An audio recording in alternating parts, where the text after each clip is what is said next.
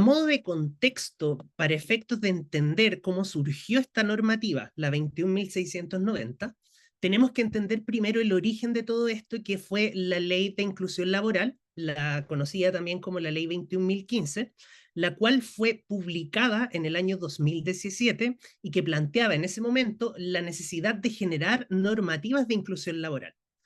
Sin embargo, dado el transcurso del tiempo, hubo o existió la necesidad de generar, digamos, modificaciones a esta normativa ya en curso, y uno de los temas centrales que se planteó, digamos, para estas modificaciones fue precisamente el aumento de la cuota de inclusión, que actualmente, a la fecha, es de un 1% de dotación, pasando en un futuro a un 2%.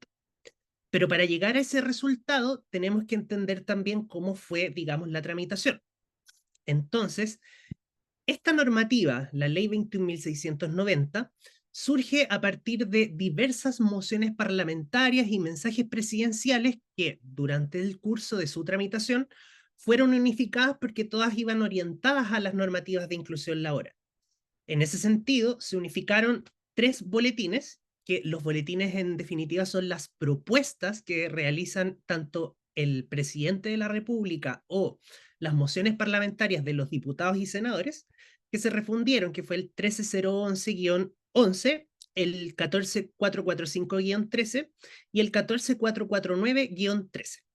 Esto es solamente un dato anecdótico, digamos, porque el producto de esa unificación y de este largo proceso de tramitación generó que el día 24 de agosto del año 2024, es decir, hace un par de semanas atrás, se publicara este resultado, que es la Ley 21.690, que en definitiva viene a introducir modificaciones en las normativas de inclusión laboral tanto en el sector público como privado, como mencionaba inicialmente. Entonces, entrando ya en materia, vamos a hablar en esta oportunidad, en primer lugar, de una norma genérica que se plantea tanto en sector público como en el sector privado, que es el avance de la cuota de inclusión, para luego continuar con algunas de las medidas que se adoptaron o cambios normativos respecto del sector público, para finalizar la presentación hablando de lo que son las modificaciones en el sector privado, que también ha sido una materia muy divulgada y que también ha sufrido muchos cambios, digamos, desde el año pasado a la fecha, que ha sido bastante vertiginoso, digámoslo así, producto de cambios que han sufrido tanto los reglamentos, interpretaciones de la Dirección del Trabajo, etc. Entonces, para partir ya en contenido, vamos a hablar en primer lugar del avance al 2% de cuota de inclusión. En definitiva, el avance de la cuota de inclusión en términos prácticos, digamos a nivel normativo, fue solamente cambiar o modificar el guarismo. Es decir, que se pasa de un 1% de obligación para toda empresa o toda repartición pública que tenga 100 o más trabajadores a un porcentaje de un 2%. Sin embargo, y dado que lo que se ha informado, digamos, lo que se ha difundido en los medios de comunicación es el avance al 2%, debemos, digamos, entender en primer lugar si es automático o no este aumento. La respuesta en este caso es un rotundo no. ¿Por qué?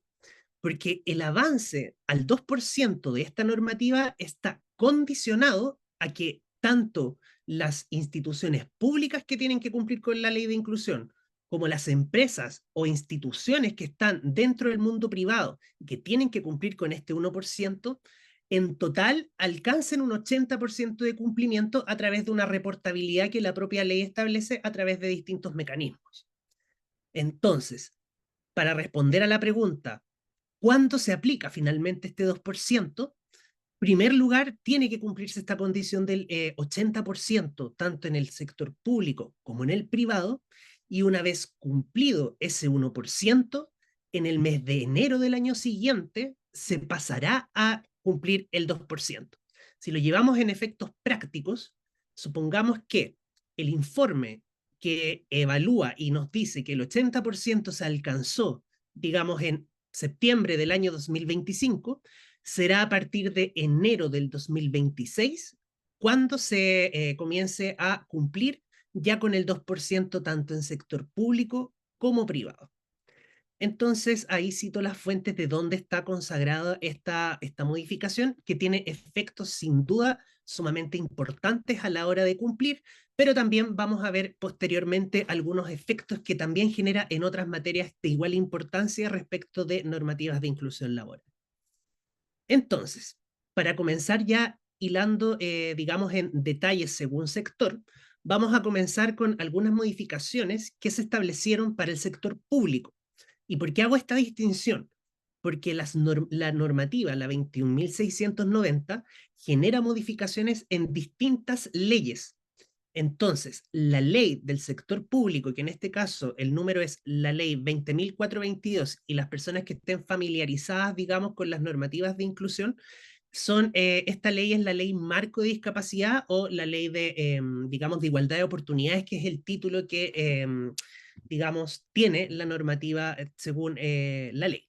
Entonces, vamos a comenzar con sector público, donde se establecen, digamos, nuevas exigencias en materia de inclusión. O sea, no hay cambios, sino que hay nuevas exigencias para reparticiones públicas que tengan que cumplir con la normativa de inclusión. Y en este caso, la normativa es sumamente clara, estableciendo que en este caso van a ser obligaciones para el jefe superior o la jefatura máxima de la repartición en cuestión. Y esta persona va a tener la responsabilidad de, en primer lugar, adoptar medidas necesarias en relación a la reserva legal, es decir, el cumplimiento de la cuota, como también la selección preferente, que es una obligación también que se impone al sector público respecto de la inclusión de personas con discapacidad dentro de, digamos, los empleos públicos. En segundo término, otra obligación que no existía para el sector público es la de contar con un gestor de inclusión laboral, en este caso certificado por Chile Valora o el Sistema Nacional de, digamos, de certificación de competencias laborales. Entonces, tanto el sector público como el sector privado deben contar con un gestor de inclusión. Además, se debe considerar por parte de la política de personal lineamientos para la inclusión laboral. Esto no quiere decir que necesariamente deban desarrollar una nueva política, digamos, en materia de inclusión, sino que pueden circunscribirla, digamos, dentro de la política de personal, o bien, dada la autorregulación que implican también las normas, digamos, de este carácter, podrían establecer una política, digamos, personalizada o individualizada, digamos, para materias de inclusión propiamente tal. Además, otra de las cuestiones que se fue reflejando durante la tramitación del proyecto de ley fue precisamente el alto incumplimiento que presenta el Estado respecto de las normativas de inclusión. Por ende, se estableció, digamos, en esta normativa que este jefe superior o la jefatura máxima debe informar a la Dirección Nacional del Servicio Civil y también a Senadis sobre el cumplimiento en su repartición, la aplicación de la selección preferente y también de la reserva legal. Y además, otro tema que es sumamente importante es respecto de las razones fundadas que se tienen que aplicar en el sector público, porque son distintas, digamos, a las que se aplican en el sector privado. Y en este caso, solamente se puede invocar como razón fundada para para las reparticiones públicas la naturaleza de las funciones, el que no se cuente con cupos disponibles y también la falta de postulantes que cumplan estos requisitos.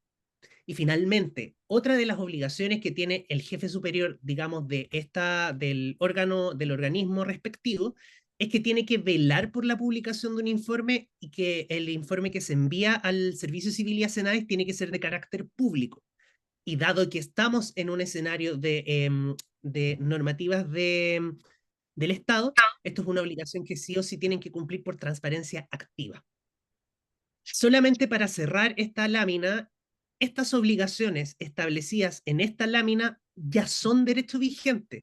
Es decir, a la fecha, debiesen ya estar contando con todas estas medidas las instituciones públicas que se encuentran sujetas a esta normativa, con excepción, como decía anteriormente, del cumplimiento, digamos, del 2%, porque actualmente la cuota es de un 1%. Entonces voy a continuar con también otra materia respecto del sector público que yo denomino modificaciones transversales. ¿Y por qué denomino modificaciones transversales? Porque esta normativa lo que genera es que existen modificaciones en tres, digamos, cuerpos normativos que son el Estatuto Administrativo, el Estatuto Administrativo de Funcionarios Municipales y finalmente el Estatuto de Asistentes de la Educación. Estos tres cuerpos tienen las modificaciones que se acompañan en el cuadro de la, digamos, de la derecha, perdón, donde tenemos, en primer lugar, uno de los resultados de este proceso fue la homologación de la educación media para personas con discapacidad. ¿Por qué? Porque se entendía que las personas con discapacidad, al venir de, digamos, educación especial regulada también por un decreto del Ministerio de Educación, generaba, digamos, una barrera de entrada para personas con discapacidad para optar a cargos públicos. Entonces, en este caso, el Estado lo que impone es que toda persona que quiera postular al Estado, digamos, y que haya cursado la educación, digamos, la educación especial, se entiende que cumpliendo con la educación especial en los términos que establece el Ministerio de Educación, se homologa el estudio a educación media. Por ende, cumplirían este requisito al momento de postular. Pero para eso se tienen que cumplir con determinados requerimientos que la misma ley nos dice, que en este caso es que la persona con discapacidad tiene que ser mayor de 18 años y, como señalaba anteriormente, debe haber finalizado en la educación especial según los parámetros del Ministerio de Educación y que específicamente se encuentran establecidos en el decreto 83 del Ministerio de Educación. Otro punto importante que se dejó, digamos, se derogó a partir de esta normativa era esta situación de la salud incompatible con el cargo para postular a empleos públicos. ¿Por qué? Porque se generaba una situación bastante, digamos, discriminatoria respecto de las personas con discapacidad, porque se declaraba que existían, digamos, otras barreras de entrada relativas a la compatibilidad, en este caso, con la salud, y que muchas veces era a propósito de la discapacidad que podía tener una persona, y esto no lo digo yo, esto fue surgiendo a medida de la tramitación legislativa y que ustedes lo pueden encontrar en la página del Congreso Nacional. En este caso, lo que se señala es que no se puede considerar el hecho de contar con una discapacidad o de ser un asignatario de pensión de invalidez como un fundamento tanto para el ingreso de la persona como para la declaración de vacancia del cargo. ¿Por qué? Porque teníamos esta situación, por ejemplo, en una discapacidad sobreviniente. Y que me da pie también para comentar la tercera situación y el impacto que esto genera, que son los casos de discapacidad sobreviniente de algún funcionario público. En este caso, la modificación que se realiza en esta normativa es que será la COMPIN la que determinará en el informe de irrecuperabilidad de salud si esta persona puede continuar realizando las labores que actualmente ejecuta, perdón, o que realizaba con anterioridad a la discapacidad sobreviniente.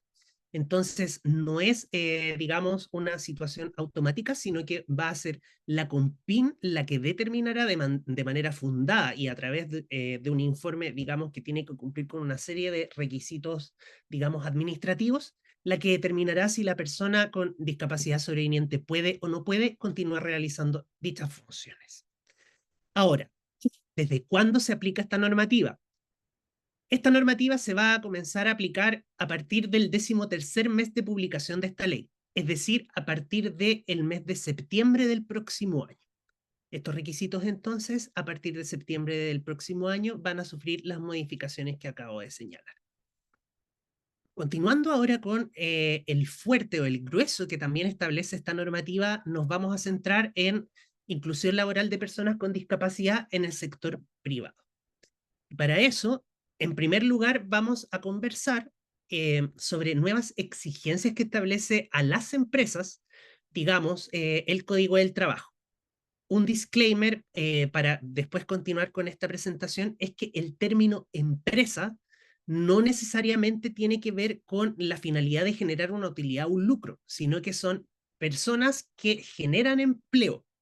Por ejemplo, una corporación, una fundación, una asociación, una sociedad anónima, una sociedad limitada, son todas empresas para efecto del Código del Trabajo y por ende todas ellas que deban cumplir con la ley de inclusión se ven sujetas a las siguientes exigencias que establece la normativa. Entonces, la primera exigencia que establece esta normativa es a través de la introducción de un nuevo artículo, que es el 157 quinquies, en el Código del Trabajo, en el cual se nos señala que la exigencia va a ser realizar ajustes necesarios en el proceso de reclutamiento y selección.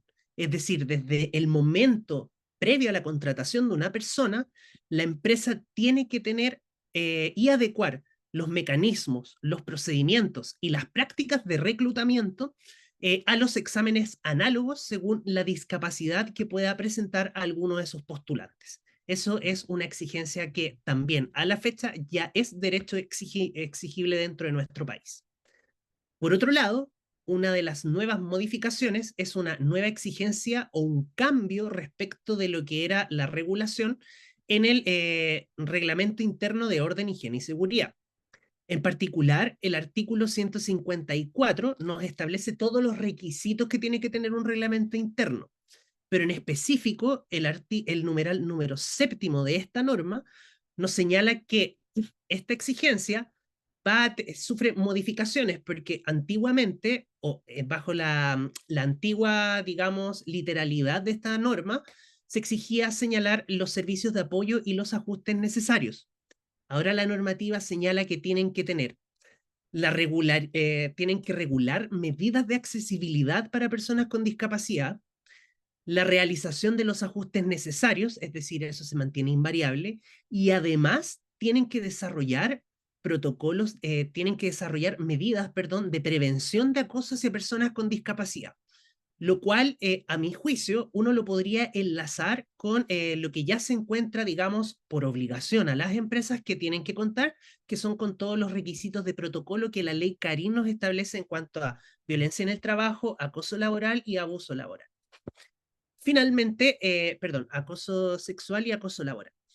Y finalmente, otra de las exigencias que se estableció en el minuto 91 de la tramitación legislativa era el establecimiento de un protocolo de ambientes laborales que se debe entregar anualmente a trabajadores y trabajadoras. Esta normativa en particular quisiera dejarla ahí en stand-by. ¿Por qué? Porque al igual que como sucedió para los gestores, perdón, para las políticas en materia de inclusión, no teníamos conocimiento al momento en que se publicó la norma y cuando entró en vigencia sobre qué entendíamos finalmente sobre una política de inclusión y que después de largo tiempo se desarrolló a través de las modificaciones al decreto 64, que en definitiva es la bajada práctica a lo que son las normativas de inclusión en el sector privado.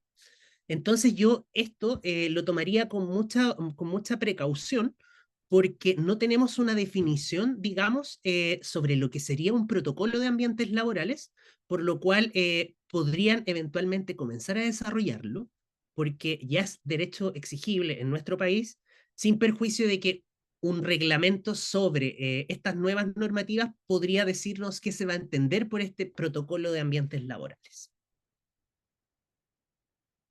Continuamos con otro cambio que es importantísimo, que son, primero que todo, el cambio en medidas subsidiarias. A modo de, digamos, aclaración, antiguamente la normativa nos decía que eran medidas alternativas, lo cual, desde el punto de vista del derecho, no era una nomenclatura que le hiciera justicia como opera esta medida. Con el cambio a medida subsidiaria, va ajustado a lo que es, en definitiva, una tercerización de servicios o una donación ante las razones fundadas en el incumplimiento de la normativa de inclusión. Entonces, para comenzar, voy a señalar algunos puntos relativos a las tercerizaciones que ahora quedan en rango legal. ¿Y por qué lo señalo? Porque a través de las modificaciones que se realizaron el año pasado al decreto 64, ya se había establecido en nuestro derecho que las personas con discapacidad deben prestar servicios efectivos en la empresa principal para poder tener un check respecto de la tercerización. Pero además, se nos comentaba en el decreto 64, y se nos comenta más bien dicho, que la sumatoria tanto de los servicios, perdón, de las personas con discapacidad de la empresa principal, es decir, la que contrata los servicios, con las personas con discapacidad que prestan los servicios, se suman y esa sumatoria nos dice cuántas personas con discapacidad la empresa tiene para cumplir con la ley de inclusión.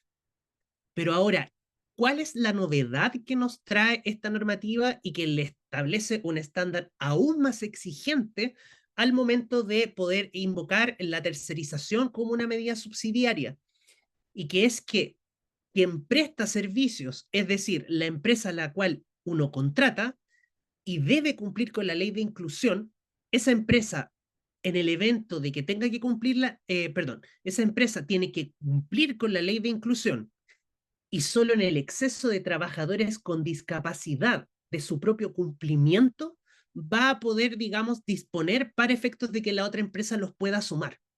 Si lo llevamos a efectos prácticos, supongamos, una empresa de aseo que tiene, digamos, 200 trabajadores y tiene contratada 3 personas con discapacidad, en el evento de que estamos también en el 1%.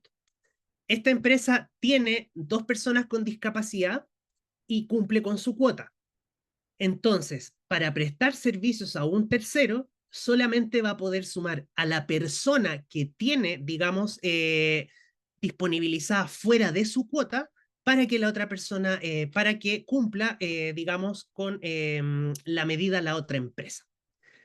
Y eso es respecto de la tercerización como medida subsidiaria.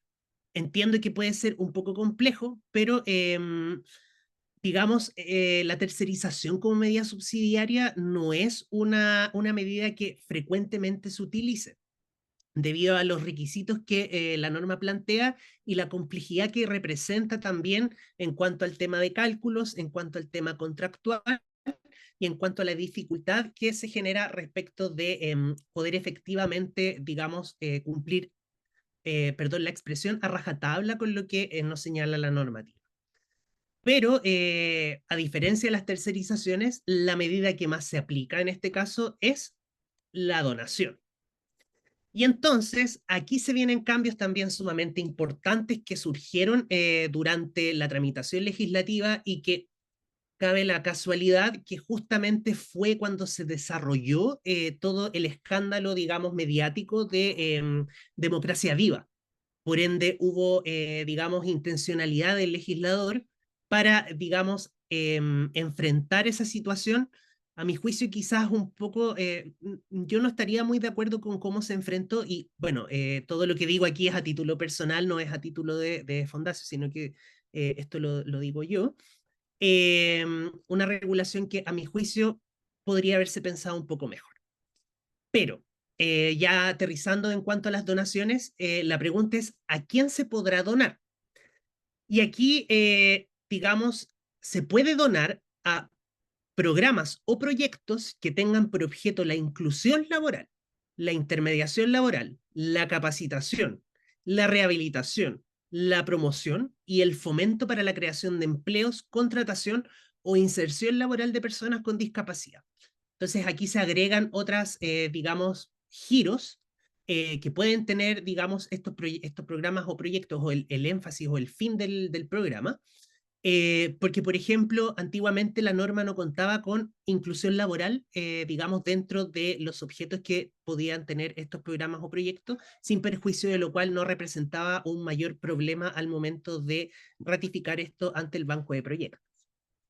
Por otro lado, se agrega también que estos programas o proyectos de instituciones de los giros que anteriormente señalé, se pueden agregar también aquellas instituciones que busquen mejorar la calidad u oportunidades de vida de personas con discapacidad, con inclusión también de aquellas con discapacidad severa o profunda, y así como el apoyo para mejorar las condiciones de empleabilidad, desarrollo de oficios, ocupaciones o ejercicio de actividades como independiente. Esto que permite que el banco de proyectos se amplíe pero todo ello tiene una bajada práctica que a la fecha todavía no se regulariza porque esto va a ser a través de un reglamento. Continuando con las donaciones, viene otra pregunta. ¿A quién yo no puedo donar? Y en este caso se establecen medidas, digamos, tanto para un donante que sea una persona natural, como un donante que sea una persona jurídica.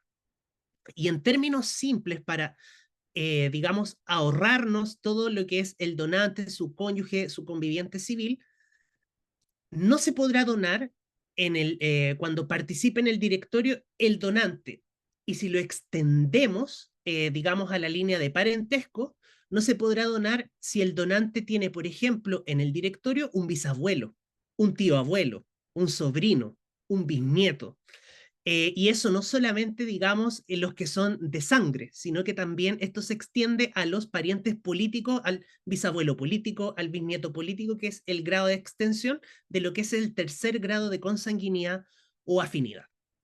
Pero también cuando son personas jurídicas, en este caso los directores, cuando se realice la donación, no se podrá realizar donaciones cuando en el directorio participen socios, directores, administradores, ejecutivos principales, gerentes o accionistas que posean 10 o más por ciento del capital social, así como las personas relacionadas a estos que, como les señalaba anteriormente, viene desde los bisabuelos a los bisnietos. Ese es como más o menos el parámetro y que para cerrar la idea está abajito y que son bisabuelos, tío abuelos, sobrinos, bisnietos, también cónyuge, y eso se aplica también a los parientes políticos como a los parientes sanguíneos.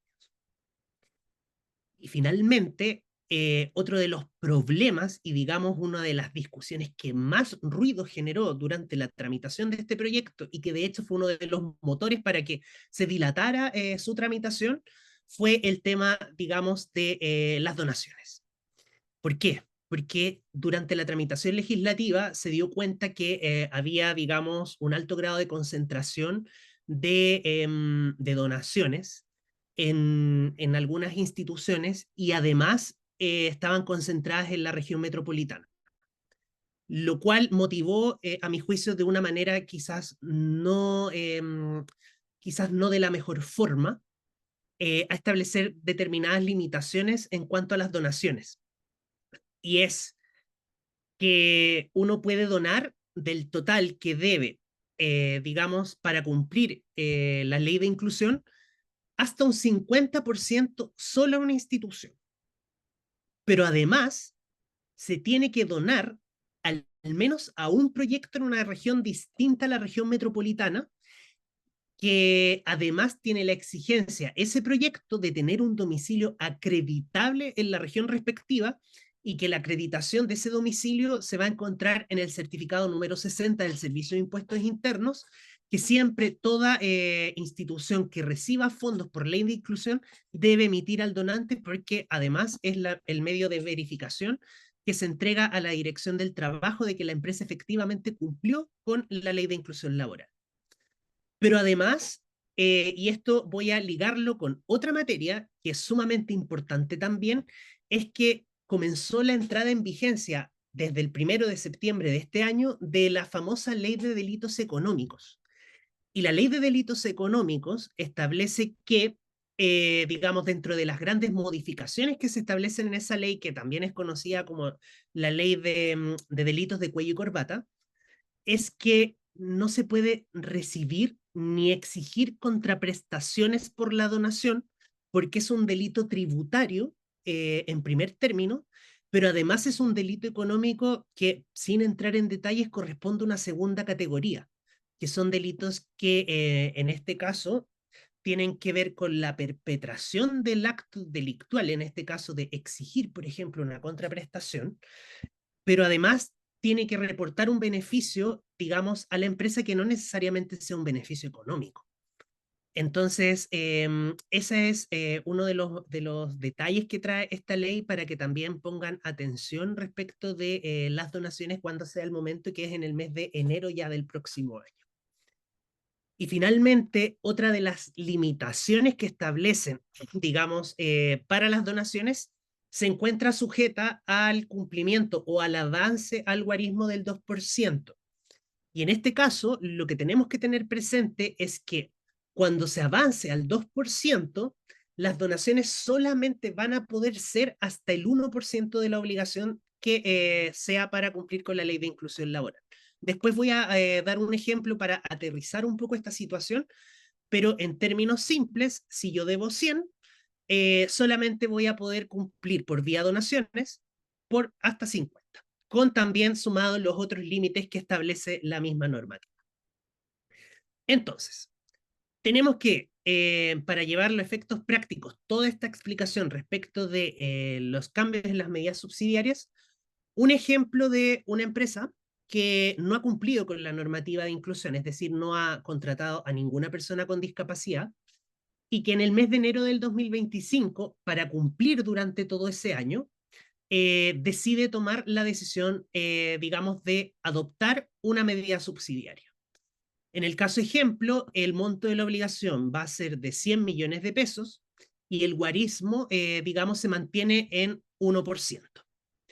Entonces, aquí, ¿qué es lo que debiese hacer la empresa para efectos de entender cómo cumplir correctamente con las normas que ya son vigentes, digamos, en materia de medidas subsidiarias? Es, en primer lugar, razonar y ver si se cuenta o no con razones fundadas. Y además, respecto de las razones fundadas, hay que dejar muy claro que también se llevó a orden legal el que no se puede invocar como naturaleza de las funciones el giro de la empresa. Esto también ha sido recientemente fallado en algunos ordinarios de la Dirección del Trabajo, en específico el 500 y el 514, en el cual se nos señala que no se puede invocar el giro de la empresa para eximirse o para no cumplir con la ley de inclusión. Entonces, si esta empresa cuenta efectivamente con la razón fundada, digamos, naturaleza de las funciones con un informe de análisis de puestos de trabajo donde se demuestre que ninguno de los puestos de trabajo puede ser desarrollado con personas con discapacidad, ahí tenemos el primer check, pasando ahí a determinar cuál va a ser la medida subsidiaria que va a adoptar. Y en este caso, tiene que, primero que todo, determinar cuál es el monto a cumplir. Para determinar el monto a cumplir existen una serie de reglas establecidas en el decreto número 64 para las empresas que nos ayudan a contabilizar, digamos, la dotación y cuál es, digamos, el porcentaje, digamos, a cuánto equivale respecto a esa dotación el 1%. Y en ese caso, en este caso ejemplo, la empresa, a través de esa normativa y estableciendo, digamos, todos los parámetros de eh, conteo de trabajadores, como también el tema de los montos a los cuales debiese ascender la donación, llegamos a la suma de 100 millones de pesos.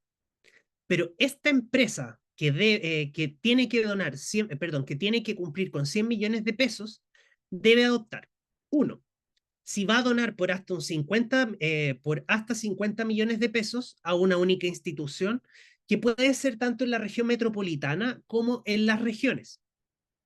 Y además tiene que ver dónde va a donar en un proyecto a región y que el límite también es hasta 50 millones de pesos. Entonces, por ejemplo, yo puedo donar a un proyecto que esté en una región por hasta 50 millones de pesos y ahí en ese caso cumpliría con los dos, digamos, límites, que es donar en una región y además donar por hasta 50 millones de pesos. Pero por otro lado, también está la tercerización de servicios, la cual no fue limitada a diferencia de las donaciones. Por ende, en este caso, digamos, se puede tercerizar servicios con una misma empresa por hasta 100 millones de pesos para entender el cumplimiento, pero también entendiendo la naturaleza de los contratos de tercerización de servicios o contratos con empresas de servicios transitorios, puede ser mucho más, pero ya con el límite de 100 millones de pesos ya ahí está cumpliendo con su obligación. Luego tenemos un tema muy importante. Un segundito que voy a tomar un poquito de agua.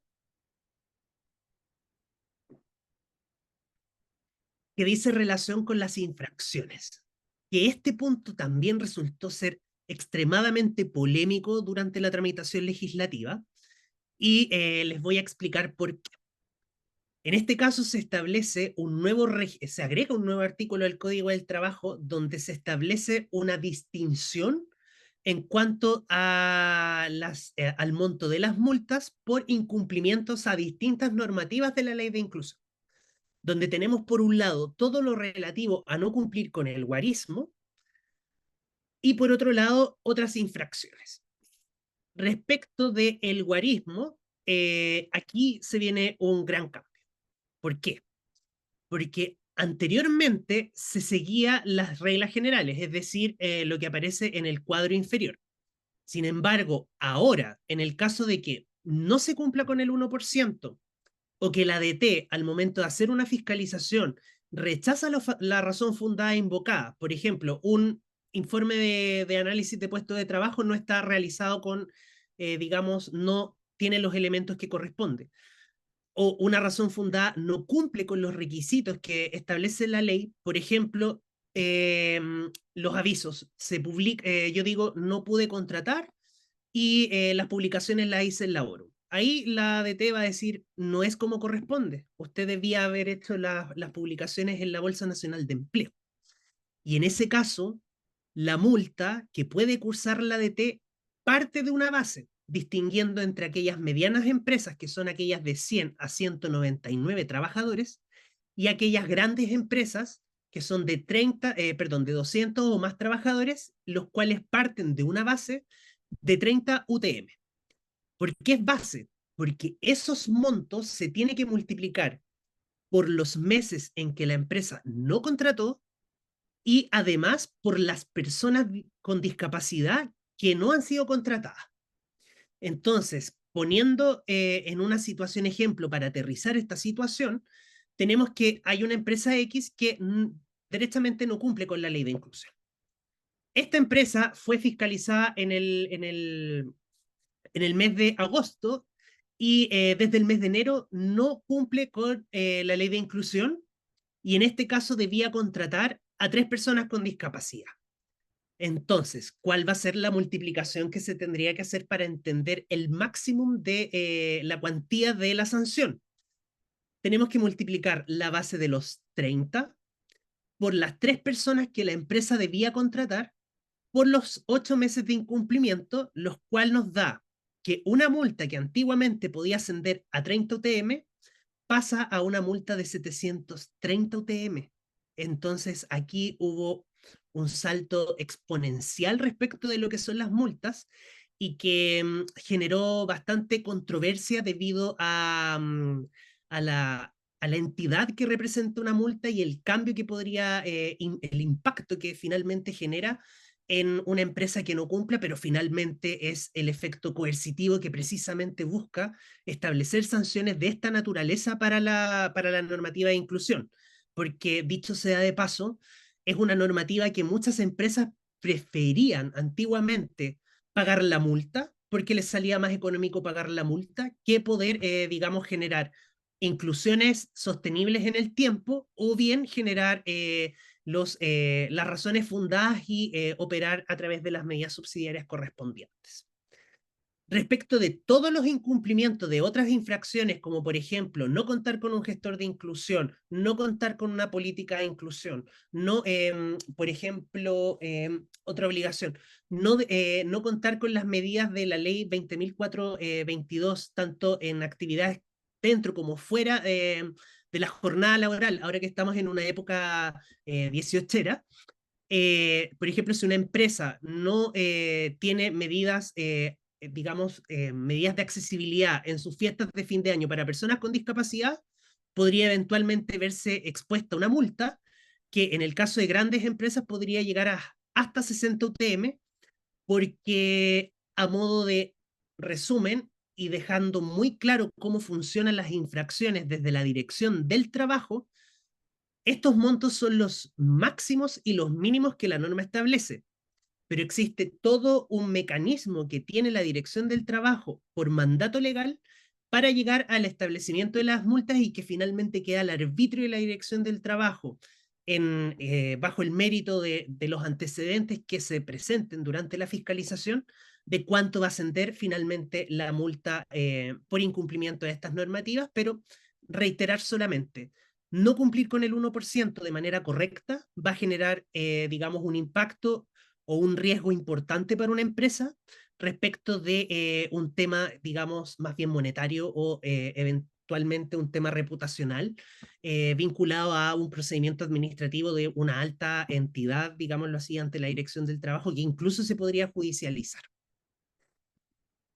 Finalmente, a modo de cierre y también para dejar un modo, de cierta manera, un aterrizaje a lo que son, digamos, estas normativas, la ley 21.660 establece, antes de que se me olvide, se me olvidó decir algo extremadamente importante respecto al régimen de sanciones y que es desde cuándo se aplica todas estas sanciones.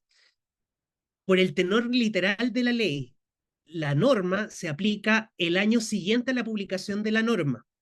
Esto quiere decir que es a partir del 1 de enero del próximo año en el cual estas multas podrían ser cursadas sin perjuicio de que hay temas administrativos por parte de la Dirección del Trabajo para establecer algunos mecanismos vinculados a la fiscalización propiamente tal y los criterios que ellos aplican para eventualmente realizar procedimientos de fiscalización y establecer las multas respectivas en caso de que corresponda. Entonces, para clarificar y dejar sumamente en claro, 1 de enero del 25 cambia el régimen de multas, especialmente respecto del 1%. Ahora, ahora sí, volviendo al tema de los reglamentos, tenemos que tener sumamente en cuenta que es la propia normativa la que nos establece un plazo para efectuar modificaciones en el reglamento del sector privado. ¿Por qué? Porque respecto del sector público, perdón, no hay mención. Solo para resumir esta cuestión, en materia de inclusión laboral existen dos decretos. Decreto 64, sector privado, decreto 65, sector público. La normativa solamente establece la modificación de los reglamentos en un plazo de 12 meses al decreto 64. ¿Y en qué impacta esto?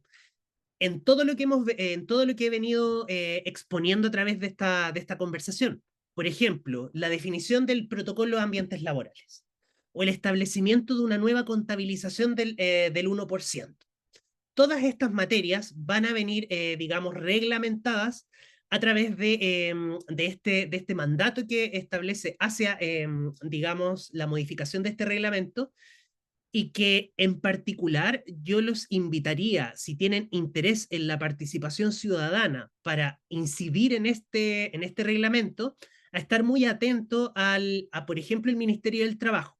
Y esto lo señalo con conocimiento de causa, porque las modificaciones que hubo durante el año pasado al decreto 64, hubo un proceso de participación ciudadana por parte del Departamento de Derechos Fundamentales del Ministerio del Trabajo, donde realizó, digamos, reuniones e instancias de participación con distintos, digamos, agentes o personas que estuvieran interesadas en las materias de inclusión laboral para que desde su posición pudieran plantear, digamos, modificaciones al decreto de acuerdo a lo que son sus propias realidades. Por eso los invitaría a estar sumamente atentos a las noticias que puedan salir por parte del Ministerio del Trabajo o bien podría ser también el Ministerio de Desarrollo Social, para participar e incidir en todo lo que son estos reglamentos que van a surgir necesariamente para regularizar y realizar la bajada práctica respecto de la ley 21.690. Además, se señala que, y volviendo ya a lo que es el mandato a las modificaciones del reglamento, es que este se debe armonizar en cuanto al contenido de la comunicación electrónica, pero también el reglamento se tiene que actualizar en asuntos relativos a la exigencia que van a existir a los proyectos y programas de las asociaciones, fundaciones o corporaciones que sean parte del banco de proyectos de la ley 21.015. Y eso va a ser a través de un reglamento. Y para cerrar la presentación con esta materia, desde cuándo este reglamento ya debiese estar, digamos, en vigencia o ya debiese estar modificado más que en vigencia en septiembre del 2025. Pero ahí yo quiero ser sumamente cauto porque es lo que señala la ley, pero en la práctica sucede que muchas veces hay leyes que nunca se reglamentan. En este caso, ya existe un decreto base que va a permitir, digamos, modificaciones que vayan en línea a estas normativas, pero muchas veces los plazos que establece la ley no son cumplidos, digamos, por los organismos encargados de la modificación de los reglamentos, lo cual representa un gran problema para entender cómo cumplimos, en este caso, las normativas de inclusión y lo que inspiran también todas estas modificaciones a la normativa que he comentado en esta presentación. Entonces, sí, a modo de cierre, quisiera agradecer a todos los presentes y también agradecer a Fundación nuevamente por la invitación a esta presentación. Muchas gracias, Juan Pablo, por tu tremenda presentación. Paso a hablar, o sea, a leerte las preguntas de Pablo Aguilar. Hola, ¿qué Ujú. pasa si en la comunicación electrónica de enero del 2024 declaré que cumplía con la cuota y durante el año ya no tengo las personas que declaré porque se desvincularon o renunciaron? ¿Qué tendría que hacer? ¿Declarar este incumplimiento a la ADT? ¿Volver a donar durante el año por cada mes que no cumplí o donar en enero del siguiente periodo en el caso del 2025? Ya, es una súper buena pregunta porque es una situación práctica. Y voy a partir por desde atrás. La donación, digamos, para cumplir durante todo el año 2025, se desarrolla en el mes de enero, única y exclusivamente en el mes de enero. Entonces, para efectos de cumplir con la ley de inclusión 2024, no se dona en el mes de enero de 25. En enero del 25 se va a donar para el cumplimiento del año 25 porque uno se sitúa en el mes de enero pensando en cómo voy a cumplir durante todo el año.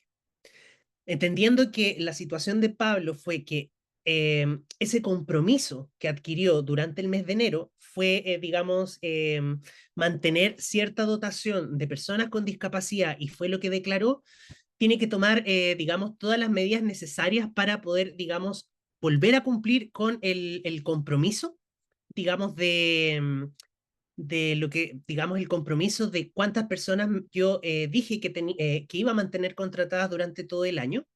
Y en el caso de que no se generen, digamos, o se generen falta de postulantes, por ejemplo, a las ofertas de trabajo, hay todo un mecanismo para entender, digamos, si hice la... Es un poco, es súper engorroso de explicar, May, pero voy a tratar de ser súper simple. Yo publico en el mes de agosto, porque estoy en incumplimiento, supongamos, estoy en incumplimiento en el mes de agosto. Publico la oferta en el mes de septiembre y me llega la persona en el mes de octubre. Se entiende que la persona con discapacidad ha estado contratada desde el mes de agosto hasta el mes de septiembre. Si esta persona no, si digamos, no se encuentra la persona que, digamos, complemente o supla esa vacancia, se da pie a que la persona, digamos, a que la empresa pueda, digamos, pueda generar una medida subsidiaria de manera extemporánea, pero esta norma que estoy comentando, y por eso me tomo el tiempo y es un poco complicado porque es una norma que a la fecha es sumamente cuestionable, porque hay un choque de normas. ¿Y por qué lo menciono? Porque nos dice por un lado el decreto que las donaciones solamente se pueden realizar durante el mes de enero. Y por otro lado, esta norma nos dice que se va a poder adoptar medidas subsidiarias, que son tercerización y donaciones, cuando se cumple este requisito de desvinculación y, y no contratación de una persona durante este plazo. Entonces, no es una respuesta fácil de dar, pero de todas maneras, si gusta Pablo, para mandárselo por escrito, que me mande un correo electrónico y yo no tengo ningún problema para hacerle el aterrizaje, digamos, práctico. Así que ahí no sé si Habla, Cata, es May, Pabla, les mandamos, Pabla Aguilar, Paula, Pabla. perdón. Pabla, yo escuché Pablo, perdón, soy un poquito sordo. Entonces ahí, Pabla, le puedo mandar yo, digamos, un poco más definida y detallada esta situación, porque personalmente a mí me ha generado ruido desde que salió el decreto esta situación, que podría Claro, porque eventualmente suceder. choca las versiones. Claro. Y aquí también, perdón perdón la legalidad que voy a decir, pero aquí estamos, son normas de orden público, perdón, normas de derecho público. Y aquí se puede hacer solamente lo que nos dice la norma. Ujú. Entonces, si la norma nos dice que se puede donar solo en enero, pero después nos dice que se puede donar cumplidos estos requisitos, ¿dónde me guío? Y a la fecha la Dirección del Trabajo, que es el ente que interpreta de manera primaria esta situación, no se ha pronunciado sobre la materia. Entonces estamos en una situación de una laguna y es lamentable que lo diga y siempre es súper incómodo dar como respuesta hay una laguna, pero prefiero ser honesto y transparente y señalar que la existencia de esta situación. Súper, muchas gracias por tu honestidad y por tu transparencia, Juan Pablo. Voy a continuar leyendo las preguntas y le pido a la Adelante. Catalina, si puedes anotar los datos de tu mail para poder Sí, hacer claro, el lo nexo puedo de... en el chat también. Súper. Pablo Aguilar nuevamente nos pregunta, ¿solo se consideran las Adelante. vacantes que la empresa suba a la BNE en noviembre, diciembre y enero para que se considere como razón fundada o puede ser en cualquier época del año? Digamos que puede ser durante cualquier época del año. Eso también lo dijo, digamos, cuando estaba surgiendo todas estas conversaciones y que de hecho fue un punto súper álgido, digamos, en la interna cuando fue todo este tema de de las modificaciones al reglamento. Se da incluso este periodo porque la contabilización es desde para cumplir el 25, y perdón que me escape porque esto es como de normativa que actualmente está vigente. Para efectos de cumplir el año 25, la dotación se tiene que considerar desde noviembre del 23 hasta octubre del 24. Entonces ya a partir del mes de noviembre yo voy a saber, a mediados de noviembre, porque esto va ligado también a todo lo que es el tema del pago de las cotizaciones previsionales, perdón, el pago del seguro de accidentes, perdón, el seguro de accidentes laborales. Entonces, en el mes de noviembre van a tener esos meses de noviembre, diciembre y enero para, digamos, poner la casa en orden en el caso de que no hayan cumplido y poder, digamos, adoptar las medidas subsidiarias, perdón, las razones fundadas en este caso, que son la naturaleza de las funciones a través del informe de análisis de puestos de trabajo de la globalidad de la empresa, donde se señale que ningún puesto de trabajo puede ser desarrollado por una persona con discapacidad, o por otro lado, son la publicación en la Bolsa Nacional de Empleo, única y exclusivamente de las ofertas laborales según los periodos que se establecen en la norma. Entonces ahí también a modo de consejo, no dejen para el mes de enero ver esa situación por el tema de los plazos, porque en el mes de enero si hacen la oferta no van a llegar a cumplir con el rango que requiere la norma, que son un par de, no recuerdo específicamente, pero no daría el tiempo. Súper. Muchas gracias, Juan Pablo. Y la última pregunta que tenemos también es de Pablo Aguilar. Entonces, ¿el Ujú. protocolo de ambientes laborales sería exigible ahora o en 12 meses más? Ahora, Ahora. es ahora. Sin embargo, al igual que llevémoslo a un símil. ¿Qué pasaba con la política de inclusión laboral? Era exigible a partir, si mi memoria no me falla, a partir de septiembre del año pasado. Pero en el momento en que comenzó la vigencia de esa norma, ¿qué entendíamos por política de inclusión? Política en materia de inclusión. O sea, uno podía presentar a la DT una servilleta con, esta es mi política de inclusión, o podía desarrollar un texto, digamos, donde se establecen distintos parámetros y KPI para medir la discapacidad dentro de la empresa. No tenemos esa definición sobre qué es lo que es un protocolo de ambientes laborales. Y como señalaba anteriormente, tampoco fue una materia que fuese suficientemente discutida como para recurrir incluso a la historia de la ley para tener una respuesta.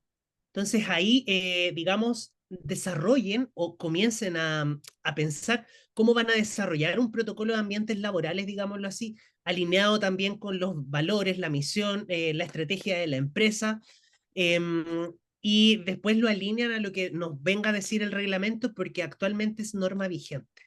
Así que es eso lo que podría yo decir. Perfecto, te agradezco mucho todo todo lo que nos ha enseñado Juan Pablo por la presentación también y por clarificar todas las consultas. Ahí ¿Cata? dejé de compartir pantalla. Perdón, es que voy Sí, a dejar de compartir pantalla. damos las gracias a todas las personas que participaron. El webinar lo vamos a subir y lo vamos a compartir en redes sociales para que todos puedan volver a verlo y compartirlo con las personas que no pudieron asistir.